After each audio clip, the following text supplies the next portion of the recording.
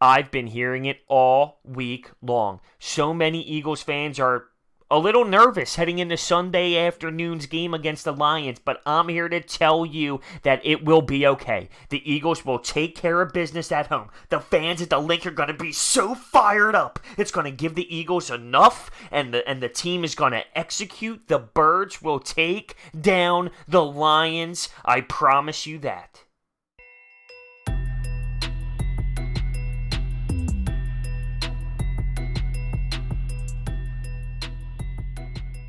What is going on, everyone? That is right. I am putting so much faith into Doug Pederson that he will come up with a game plan that will destroy the Lions' flaws. And I know I put a lot of faith in him last week because I thought he would run the football, considering the Atlanta Falcons weren't the greatest at stopping the run. But because it was so criticized that Doug didn't run the football, he normally bounces back. And on top of that, you take a look at what the Lions have struggled with over the first 2 weeks of the season. And I know it's not the biggest sample size in the world, but running backs have done some damage. They don't have a great run defense, but they also struggle with running backs who can catch the ball. And Doug Pederson, to the media over the last few days, have mentioned Darren Sproles in the catching game. When he did mention, I will clarify, they were in terms of him maybe actually having to play receiver due to the injuries, but I will also see him. I see Doug Pederson coming up with a game plan for him to be used out of the backfield as well. And same with Miles Sanders. I'm telling you,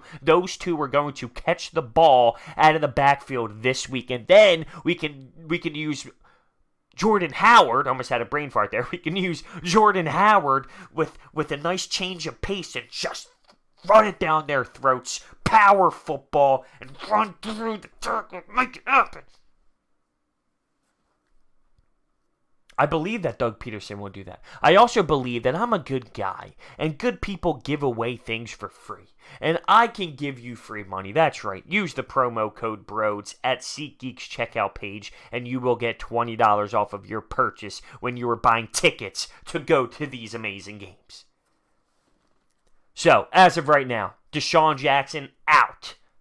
And he was the one that I had the most hope for. Like, I thought he would play, and the other two wouldn't. And the other two, I'm speaking of Alshon Jeffrey and Dallas Goedert. But Dallas Goedert actually had some practice time, and Alshon Jeffrey is questionable.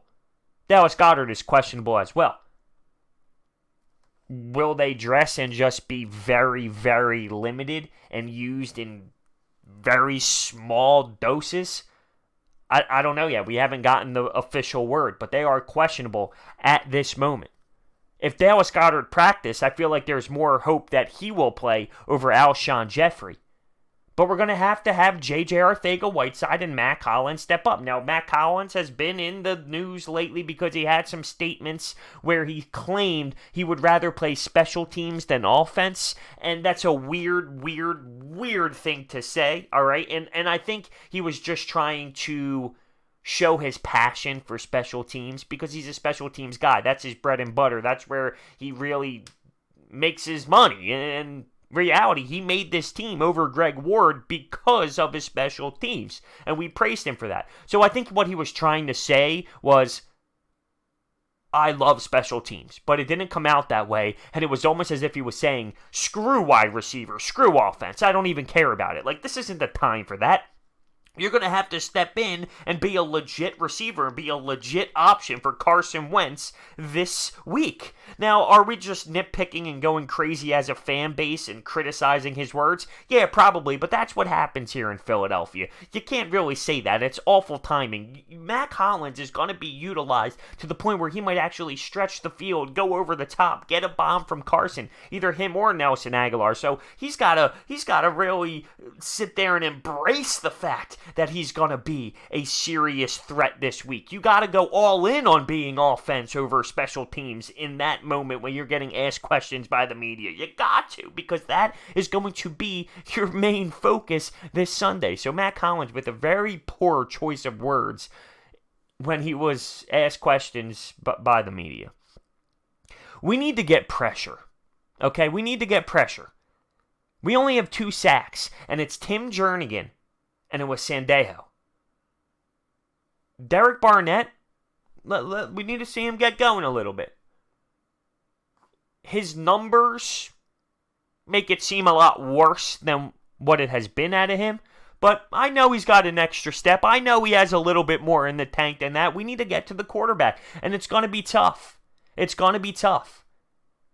Now, I say all this, but I still believe the Eagles are going to win because I believe that they have more talent, and I think that they can get the job done if they have a game plan that is executed correctly. But the defensive line, it needs to be better. It has to get more pressure because guys like Ronald Darby aren't going to be able to get the job done. Now, I hope Ronald Darby has a bounce back game. I don't know what to expect. He had the injury. He came back from the injury. We were hyped that he came back and signed this 1-year deal, but he got abused last week, and I'm sure the Lions saw that, and I'm sure Matt Patricia and his coaching staff saw that, so I'm sure they're going to try to attack him more. Now, in terms of Jim Schwartz, I don't expect him to be as aggressive as he was against Matt Ryan. I just don't. Unless he sees what's going on, if his defensive line can't get pressure and his corners are getting torched, he might have to go back to that because it's his only option due to the fact that his other method isn't going to work because his main method is get pressure. Get pressure on the quarterback. If his front four get to the quarterback, then you're fine. But if we see that lacks, he might start bringing the blitz. He might start bringing the house because he has to. He's just stuck. He has his hands tied behind his back. So I'm just interested to see how Jim Schwartz calls this game. Sayamalo. Doug Pederson is sticking with him after a tough game. And I respect that. You can't just sit him after one bad game, all right? That's not how it works when you have the veteranness of Sayamalo, right? I mean, you can't just sit him after one bad football game. If it continues to happen, yes. And when you take a look back at the film, Sayamalo had such an awful game. Arguably the worst I have ever seen out of an offensive lineman. I just watched Tennessee Titans versus Jacksonville on Thursday night and saw Mariota get sacked 75,483 times, and I still think Sayamalo had a worse night than all of those linemen in Tennessee. So he needs to bounce back, and I expect him to. Because there's no way in hell he can duplicate that type of performance. But he also didn't get help. For example, Miles Sanders was dancing around trying to beat guys to the outside. He needs to hit the gaps. He needs to realize that not every play is going to be a home run. If he can squeak through and hit the gap he's supposed to and gain 4, then you gain 4. It's a different type of beast out here. Those defensive players are studs, and they will catch up to you on the outside. So at times, Miles Sanders made the offensive line struggle more than they should have, but specifically Sayamalo needs to have a better football game if this team is going to succeed. When you take a look at the public and their betting, the spread is about 7 points. So around 64% of the public is betting Detroit to cover those 7 points. And that's not a bad bet. But this is what I will say, being an experienced bettor. Normally when the public is going one way, the other way hits. So knowing that a lot of Lions fans are betting Lions plus 7, and I would tend to go that way as well, does that tell me something? Do the Eagles just kick their ass and destroy them? We will find out. But because the public is betting heavy Lions to cover, it normally goes the other way when that happens. Now, I have a really good friend that is from the Detroit, Michigan area, and he is a diehard Lions fan. We have a bet going. If the Lions beat the Eagles, this beautiful canvas will be covered up with the Detroit sports logos. Oh, I can't even think about it. But if the Eagles win, I will have a video up of him singing the Eagles fight song. So that's our nice little bet. There's no way in hell that this bad boy is going to be covered up. I promise you that.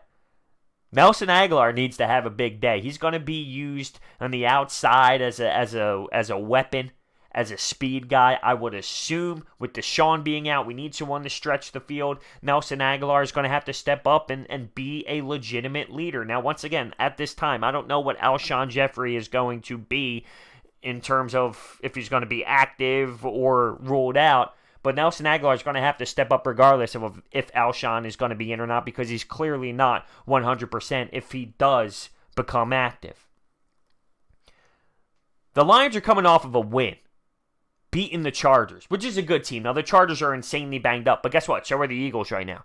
So the Lions are coming off of a win against a pretty good team. So they have some momentum. They have some swag to them. They have a little bit of confidence. And hopefully the Eagles can shut them down. But I do believe that can happen. In terms of the tight ends, obviously Zach Ertz is a threat and one of our safer options. But you take a look at what the Lions have done defensively over the first few weeks here. They've done a pretty good job at shutting down tight ends.